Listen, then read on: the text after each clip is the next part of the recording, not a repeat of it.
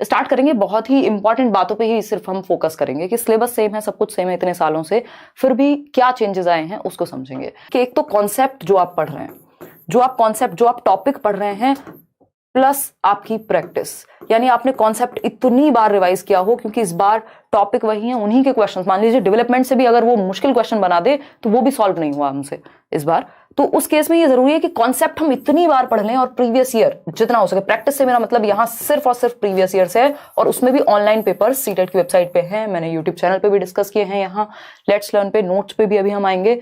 तो concept plus practice, उसके साथ मेरी अप्रोच ये रहेगी कि आप नोट्स जो दिए जा रहे हैं, फ्री नोट्स हैं ये, टेलीग्राम पर सीडीपी के नोट्स आपको मिल चुके हैं, बाकी सब्जेक्ट्स के भी मिल जाएंगे अगले 1-2 दिन में। तो नोट्स प्लस प्रीवियस ईयर, कुछ नहीं, कोई किताब नहीं, कुछ नहीं, जिसने जहां से भी पढ़ा हुआ है वो कॉन्सेप्ट्स मल्टीपल टाइम्स रिवाइज करने हैं और प्रीवियस ईयर को प्रैक्टिस करना मल्टीपल टाइम्स। टोटल नंबर जो है आपके वो 150 नंबर का पेपर है, ये बात हम जानते हैं। कितने? 150 मार्क्स का आपका एग्जाम होता है, ये ऐसे ही होता है हमेशा से, ठीक। तो 150 नंबर का पेपर है जिसमें नेगेटिव मार्किंग है नहीं, और 150 ही मिनट मिलती है हमें, यानी 2.5 घंटे का टाइम है। टाइम सफिशिएंट है। एक टाइम था जब ये पेपर आपका 1.5 घंटे में करना होता था, तो उस टाइम पे थोड़ा और मुश्किल इसको कहते हैं, लेकिन अभी 150 मिनट पूरे हैं आपके पास। अब OMR भी नहीं फिल करनी, ऑफलाइन भी नहीं है एग्जाम। अब क्या हो गया? CBT हो गया, यानी कंप्यूटर बेस्ड टेस्ट है, ऑनलाइन आप जाएंगे, क्लिक करेंगे, जिसमें समय बचता भी है, और जिन लोगों ने बिल्कुल प्रैक्टिस नहीं की होगी उनका थोड़ा समय लग भी जाएगा, लेकिन क्वेश्चंस लेंथी बन रहे हैं, तो उसको समझना बहुत जरूरी है कि कैसे हम समय बचाएंगे। तो ये 2.5 घंटा है, 150 मिनट है, 150 क्वेश्चन है, कोई नेगेटिव मार्किंग नहीं है, यानी एक भी क्वेश्चन हमें छोड़ के तो आना ही नहीं है, ठीक है। चलिए समझते हैं। और तुक्के भी वो वाले नहीं लगाने कि अक्कड़ बक्कड़ बम्बे वो 80-90 पूरे 100, वो नहीं करना। तुक्के वो लगाने जिसमें हम एलिमिनेट कर पाए, अगर लगाने भी है, किसी का मन है, या कुछ क्वेश्चंस में तो होता ही है ऐसा कि सारे क्वेश्चन आपको आते हो, ये तो पॉसिबिलिटी नहीं है। तो उस केस में हम क्या करेंगे? एलिमिनेशन का फायदा उठाएंगे। अगर हमें थोड़ा भी कॉन्सेप्ट आता है तो वो हमें हेल्प कर जाएगा आंसर तक पहुंचने में। जो थोड़ा सा भी स्मार्टली फॉलो कर लेगा वो 130, 140, बहुत सारे लर्नर्स हैं जो 143 वाले भी कई लोग हैं, 141 वाले भी कई लोग हैं, चैनल पे भी आपने इंटरव्यूज देखे हैं। सब्जेक्ट्स की हम बात करें तो ये 5 सब्जेक्ट हैं पेपर 1 के लिए और 5 सब्जेक्ट हैं पेपर 2 के लिए। मजे की बात यह है कि पेडागोजी इसमें बहुत ही ज्यादा सेंटर में है इस पूरे पेपर में, और 4 सब्जेक्ट आपके पेपर 2 के लिए, 5 सब्जेक्ट पेपर 1 के लिए।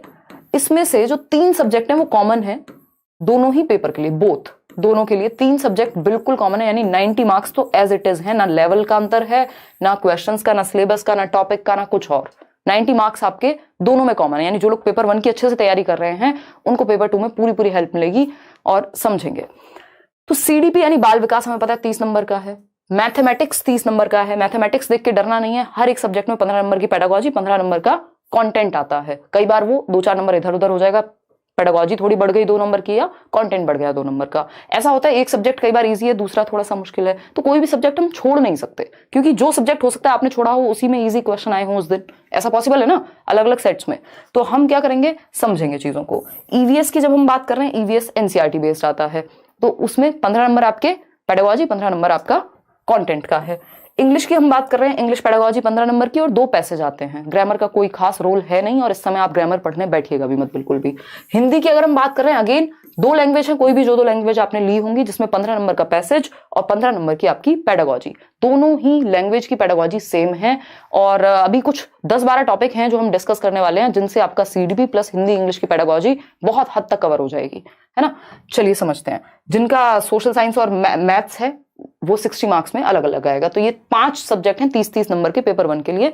पेपर 2 में EVS हट जाएगा आपका और मैथ्स हट जाएगा, उसकी जगह पर सोशल साइंस 60 मार्क्स का, जिसमें से 20 नंबर की पेडागोजी, और साइंस एंड मैथ्स भी अगेन जिन्होंने साइंस एंड मैथ्स चूज किया होगा उनके लिए 60 मार्क्स का साइंस एंड मैथ्स, 20 नंबर की साइंस एंड मैथ्स की पेडागोजी। पेडागोजी मतलब आप पढ़ाएंगे कैसे उस सब्जेक्ट को। तो इनके लिए अगर आप वो 3 सब्जेक्ट अच्छे से कर लेते हैं, NCERT जिन्होंने पढ़ी है अच्छी बात है, जिन्होंने नहीं भी पढ़ी है वो सिर्फ प्रीवियस ईयर करेंगे इन दोनों सब्जेक्ट्स के लिए, वहां से समझेंगे चीजों को, ठीक है। चलिए समझते हैं। अगर हम बात करते हैं इंपॉर्टेंट टॉपिक्स की, कि मोस्ट इंपॉर्टेंट टॉपिक्स कौन से हैं जिनको आप बार बार पढ़ें, और अगर जिनको आप पढ़ लेते हैं तो आपका अच्छा स्कोर हो जाएगा। इससे पहले मैं आपको एक बार ये नोट्स दिखा देती हूँ, जो कि एकदम फ्री नोट्स हैं। ये आप टेलीग्राम चैनल पे जाइए, डिस्क्रिप्शन बॉक्स में लिंक मिलेगा, किसी भी फेक जगह से मत जुड़िएगा। 30 आउट ऑफ 30 आप आराम से ले आएंगे। इवन बाकी सब्जेक्ट्स, हिंदी इंग्लिश पेडागोजी में भी आपको हेल्प मिलेगी, EVS पेडागोजी में भी हेल्प मिलेगी। तो ये एकदम फ्री नोट्स हैं, टेलीग्राम चैनल पे आपको मिल जाएंगे, और इनको आप पढ़िए। इनकी हम एक मैराथन भी रखेंगे, प्रॉपर समझेंगे चीज़ों को बढ़िया तरीके से। और यूट्यूब पे तो हम काम कर ही रहे हैं और करेंगे भी, फ्री क्लासेस जो है आपकी वो आपको पूरी मदद कर देंगी। कोशिश कीजिए भटके ना इस समय, कंटेंट या टीचर जो भी आपने तय कर लिया है वहां से अच्छे से पढ़ें बैठ करके, ठीक। तो ये नोट्स आप जरूर डाउनलोड कर लीजिएगा। हिंदी इंग्लिश पेडागोजी के भी नोट्स कल या परसों में मिल जाएंगे। ईवीएस के पहले इंग्लिश मीडियम दे चुकी हूँ, हिंदी मीडियम भी मिल जाएंगे। तो मोस्ट इंपॉर्टेंट टॉपिक है ये, कुछ 13 टॉपिक लिखे हुए हैं और समझते हैं इनको सबसे पहले करना है आपको इस टाइम पे, और बार बार करना है, सिर्फ खत्म नहीं करना है कि हाँ पढ़ा तो हुआ है, और पढ़ा तो हुआ है पेपर करने बैठते हैं तो सॉल्व नहीं होते क्वेश्चन, ठीक।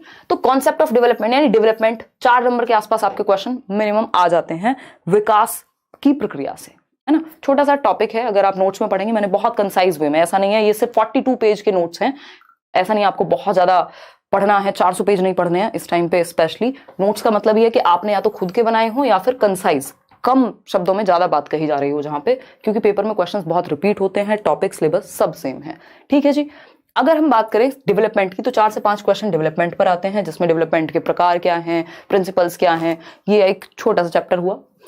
प्याजे वाइगॉस्की कोलबर्ग मिला के 4 नंबर के क्वेश्चन कम से कम आ जाते हैं। कई बार वाइगॉस्की के 2 क्वेश्चन आ जाएंगे, कभी प्याजे के 2 आ जाएंगे, तीनों से एक एक तो आता ही है, कई बार मल्टीपल क्वेश्चन भी आ जाते हैं, तो उस केस में 4 नंबर कम से कम आपके यहाँ कवर हो जाएंगे, ठीक। ये जो आपको शुरुआत के 5-6 टॉपिक दिख रहे हैं, ये 20 नंबर का हिसाब किताब है, अगर आप सीडीपी की बात करें, और अदर सब्जेक्ट में भी ये आपको हेल्प करेंगे, तो कोई रीजन नहीं है आपके पास कि आप इन टॉपिक्स को छोड़ें, ठीक। तो डेवलपमेंट का कॉन्सेप्ट प्याजे वाइगॉस्की कोलबर्ग, इनकी सबकी वीडियो लेट्स लर्न पे है, अभी मैराथन में मैं फिर से रिवाइज कराऊंगी आपको, ठीक। सीसीई यानी कॉन्टिन्यूअस एंड कॉम्प्रिहेंसिव इवैल्यूएशन, सतत एवं व्यापक मूल्यांकन। इसकी जब हम बात कर रहे हैं तो डायग्नोस्टिक और रेमेडियल टीचिंग एक ऐसा विषय है जिसको आप शायद 10 मिनट भी ना लगे आपको पढ़ने में। डायग्नोस्टिक का मतलब है आप रीजन जानेंगे, गैप पता करेंगे, और रेमेडियल का मतलब है गैप पता करने के बाद आप बच्चे को रेमेडी देंगे, उसको सिखाएंगे सही ढंग से या दोबारा से या जैसे भी पॉसिबल हो, ठीक। जहां उसकी प्रॉब्लम है उसको सॉल्व करेंगे, बस इतनी ही बात है, और इसी पे क्वेश्चन आएगा। सीसीई में और क्या है, assessment for learning, as learning, of learning, ये थोड़ा सा जानना है, और समग्र रूप से हम बच्चे का होलिस्टिक इवैल्यूएशन की बात करें, उसको पूरी तरह से सर्वांगीण रूप में जांच पाएं, ठीक। तो ये 3 टॉपिक हो गए। फिर एनसीएफ 2005 से भर भर के क्वेश्चन आते ही हैं हर साल, ये भी वीडियो मैंने बनाया हुआ है, नोट्स में भी गिवन है, उतना कर लेना है, ज्यादा नहीं करना। इंक्लूसिव एजुकेशन की हम बात करें, 5 नंबर का अकेला टॉपिक है अपने आप में, और ये 5 नंबर आपको अदर सब्जेक्ट्स में भी हेल्प करेंगे, सारे टॉपिक्स आपस में जुड़े हुए हैं, ठीक। तो समावेशी शिक्षा यानी सबको समावेशन, सभी बच्चों को पढ़ाना, चाहे वो स्पेशल बच्चा हो, नॉर्मल बच्चा हो, गिफ्टेड बच्चा हो, ठीक। अगर हम बात कर रहे हैं नेशनल एजुकेशन पॉलिसी की, तो इस बार बहुत क्वेश्चन आए नेशनल एजुकेशन पॉलिसी से, ये भी मैंने नोट्स में बहुत ही कंसाइज वे में दिया हुआ है, इससे क्वेश्चंस कैसे आए वो भी दिए हुए हैं, और ये कराई भी हुई है यूट्यूब पे अभी लेटेस्ट वे में, वो भी आप देख सकते हैं। सीसीई एक और बार लिखा हुआ है, ये सीसीई वो वाला नहीं है, ये है चाइल्ड सेंटर्ड एजुकेशन। कम से कम भी 5 क्वेश्चन मिनिमम आपको मिलेंगे, और हर सब्जेक्ट में क्वेश्चंस मिलेंगे, ठीक। जेंडर का एक क्वेश्चन है। अब बच्चे को अगर आपने सेंटर में रख लिया तो उसके जेंडर का भी ध्यान रखना है, उसके सोशलाइजेशन का भी ध्यान रखना है, उसके इंडिविजुअल डिफरेंसेस का भी ध्यान रखना है, यानी चाइल्ड सेंटर्ड एजुकेशन में ये सारे टॉपिक एक साथ कवर हो गए, ठीक। तो ये शुरुआत के टॉपिक लगभग 20 से 22 नंबर आपके दिलवा देंगे आपको, ठीक। तो कॉन्सेप्ट ऑफ डेवलपमेंट, प्याजे Vygotsky Kohlberg, CCE, NCF, inclusive education, national education policy, और child centred education. Child centred education, gender, socialisation, इतने हल्के टॉपिक हैं, और इनको आप समझ गए तो आपके बहुत सारे नंबर बच जाएंगे, समय कम लगेगा। तो सबसे पहले इनको निपटाएंगे, डेवलपमेंट को निपटाएंगे, फिर एनसीएफ है। इंक्लूसिव एजुकेशन भी आसान है, क्योंकि इंक्लूसिव एजुकेशन में सब कुछ नहीं पूछा जाता, आपसे पूछा जाएगा कि अच्छा, एक तो सेग्रीगेट नहीं करना बच्चे को, लेबल नहीं करना बच्चे को, और क्या करना है, ऐसी ग्रुपिंग नहीं करनी जहां पे सेम एबिलिटी की ग्रुपिंग हो रही हो, और आपकी लर्निंग डिसेबिलिटीज, डिसलेक्सिया क्या है, डिस्कैल्कुलिया क्या है, यही छोटी छोटी बातें। इंक्लूसिव एजुकेशन भी ऐसा नहीं है आपको बहुत ही 300 पेज में इंक्लूसिव एजुकेशन पढ़ना है, ठीक।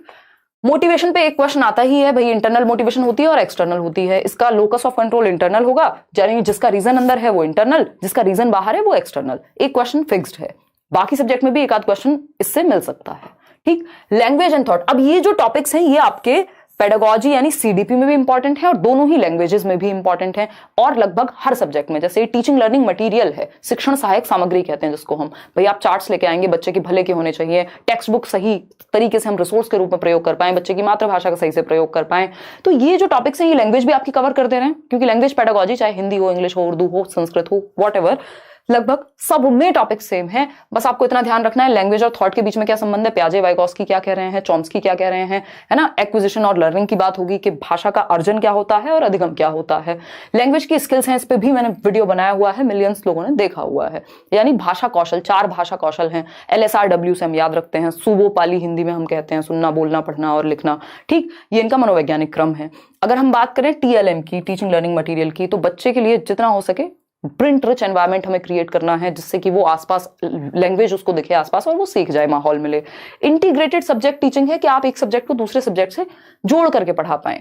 ठीक, तो यहाँ पे ये वाला जो पोर्शन है, ये जो 3-4 टॉपिक हैं, ये आपके हिंदी पेडागोजी, इंग्लिश पेडागोजी लगभग कवर्ड है इनमें।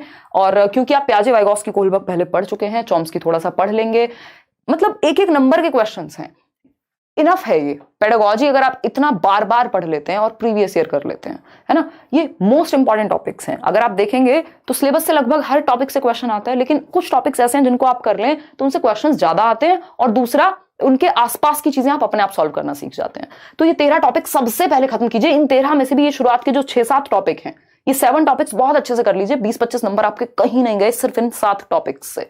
ठीक है, मोटिवेशन की अगर हम बात कर रहे हैं और लैंग्वेज एंड थॉट की बात कर रहे हैं, ये लैंग्वेज वाले सेक्शन में आपको हेल्प मिलेगी। क्लियर बात है, कोई दिक्कत नहीं है ना। लर्निंग और मोटिवेशन एक ही साथ जुड़े हुए हैं। कोई लर्निंग का चैप्टर ऐसा नहीं है आप बैठ के पढ़ने लग जाएं, अच्छा स्किनर ने क्या क्या कहा था, अच्छा अगर हम बात कर रहे हैं किसकी, थॉर्नडाइक की, तो थॉर्नडाइक के बारे में इतना पता हो, त्रुटि एवं प्रयास का सिद्धांत दिया है, 3 सिद्धांत हैं इनके, मैंने नोट्स में बिल्कुल जितना जरूरी है उतना। अदरवाइज तो लर्निंग अपने आप में इतना बड़ा चैप्टर है, आप पढ़ते रह जाएंगे, है ना। अगर आप पैवलोव के कुत्ते को पढ़ रहे हैं, फिर बिल्ली को भी पढ़ेंगे, थॉर्नडाइक की, फिर किसी के चूहे को भी पढ़ेंगे, तो जरूरी नहीं है कि वो लर्निंग उतना डिटेल में नहीं पूछा जाता। मोटिवेशन से लर्निंग कैसे जुड़ी हुई है? लर्निंग एक सोशल एक्टिविटी है, बच्चे को ग्रुप में सीखना चाहिए, एक्टिव रहना चाहिए। अगर आपने ये चाइल्ड सेंटर्ड एजुकेशन में भी पढ़ लिया है तो आप सही उत्तर तक पहुंच जाएंगे। तो ये मोस्ट इंपॉर्टेंट टॉपिक्स हैं, इनको जितनी बार हो सके रिवाइज कीजिए, मल्टीपल टाइम्स प्रैक्टिस कीजिए। 3-4 सेट ऑनलाइन के निकाल लीजिए जो पेपर आए हैं, क्योंकि इसकी लैंग्वेज में चेंज है ना। टॉपिक्स वही हैं, बस क्वेश्चंस मुश्किल बनाए गए हैं। तो जितना हो सके उनको एनालाइज करो, एक एक ऑप्शन आपको समझ में आए कि कहना क्या चाहता है ये क्वेश्चन। इनको मल्टीपल टाइम्स रिवाइज करेंगे। ये कुछ 13 टॉपिक हुए, इसमें सिर्फ ना सीडीपी, आपकी हिंदी इंग्लिश पेडागोजी भी इंपॉर्टेंट टॉपिक सारे कवर हो गए। ठीक, अब 4 हफ्तों को हम कैसे डिवाइड करें? जो शुरुआत का 1 हफ्ता है, सबसे पहले अपने कॉन्सेप्ट्स इनको ठीक करिए। अब मंडे से अगला मंडे तक अपने कॉन्सेप्ट्स पढ़ लीजिए। ये जो भी इंपॉर्टेंट चीजें बताई हैं बिल्कुल पक्की, मतलब इसको और इससे ज्यादा सीरियसनेस के साथ, या मैं और ज्यादा भरोसा आपको दिला नहीं सकती कि अगर आप ये कॉन्सेप्ट्स जो आपको अभी मैंने पीडीएफ ये मिल जाएगी टेलीग्राम पे, इन टॉपिक्स को अगर आप निपटा लेते हैं अगले 1 हफ्ते में, जो कि संभव है, इस 1 हफ्ते में आप ये टॉपिक पढ़ सकते हैं। यूट्यूब से पढ़िए, मैं नोट्स दे रही हूं, उससे पढ़िए, किसी बुक से पढ़िए, जहां से भी आपने पढ़ा हो या पढ़ने जा रहे हैं। ठीक, तो उस केस में वैसे तो नोट्स में इनफ है, चैनल पे इनफ है चीजें, तो आप कॉन्सेप्ट्स अपने बेहतर कर लीजिए इस 1 हफ्ते में। एक्स्ट्रा क्लास आप शाम को 9 बजे आ रहे हैं, क्वेश्चन प्रैक्टिस कर रहे हैं, कर लीजिए, बट अभी 1 हफ्ते फोकस रखिए कॉन्सेप्ट के। मुझे 1 हफ्ते तक कॉन्सेप्ट करना है। अगर आपका कॉन्सेप्ट क्लियर नहीं हुआ, आप सिर्फ क्वेश्चंस के भरोसे नहीं जा सकते, क्योंकि क्वेश्चंस आपको कंफ्यूज कर देंगे वहां। ठीक है ना, तो 1 हफ्ते तक आपको कॉन्सेप्ट्स बार बार समझने हैं। ये जितने भी कॉन्सेप्ट हमने बताए सिर्फ उतने कर लीजिए। ठीक, सेकेंड वीक की अगर हम बात करें, दूसरे हफ्ते में क्या करेंगे अब हम उठाएंगे प्रीवियस ईयर को साथ में।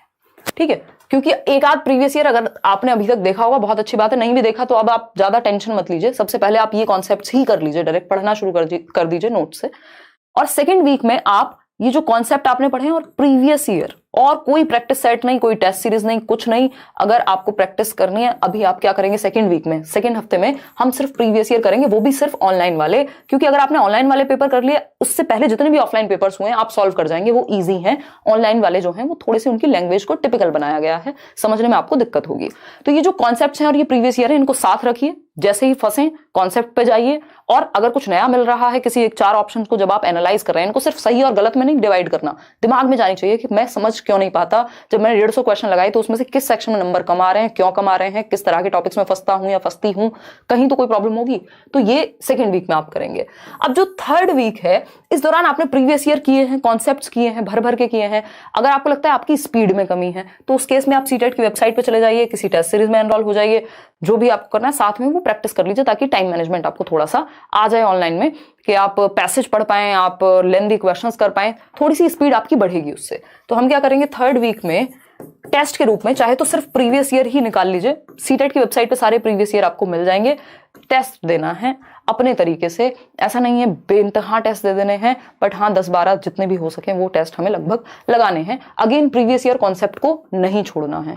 ठीक, फोर्थ वीक तो अगेन फिर अब तो आप जितना रिवाइज कर सकें, जो भी चैनल पे चल रहा हो उस टाइम पे जो मैराथन्स हो, अपनी स्ट्रेटजी इस तरह से बना के रखिए कि क्वेश्चन एक भी छोड़ के नहीं आएंगे, बच्चे के भले के बारे में सोचेंगे, जो इंपॉर्टेंट वर्ड्स हैं, की वर्ड्स हैं जिन पे अभी हम आएंगे, ब्रेनस्टॉर्मिंग क्या है एंड ऑल, उन पे आप फोकस करें। तो सारा उस टाइम पे आप रिवीजन रिवीजन रिवीजन और साथ में प्रैक्टिस अगेन प्रीवियस ईयर, और कुछ अभी नहीं सोचना। जो भी रिसोर्सेज हैं उनको जितनी बार हो सके करना है। याद रखिएगा, जिन्होंने कॉन्सेप्ट्स बार बार रिवाइज नहीं किए इस बार फंसेंगे, क्योंकि ऑनलाइन की लैंग्वेज टफ है, कॉन्सेप्ट वही है, टॉपिक वही है, सिलेबस वही है, रिपीट भी हो रहे हैं बहुत सारे क्वेश्चन, लेकिन जो क्वेश्चन रिपीट नहीं हो रहे हैं उनमें लैंग्वेज की दिक्कत है।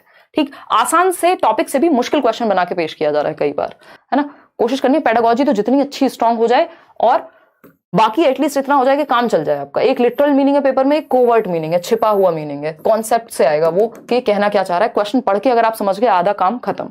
तो क्वेश्चन पढ़ के समझना सीखना है, वो सबसे ज्यादा जरूरी है।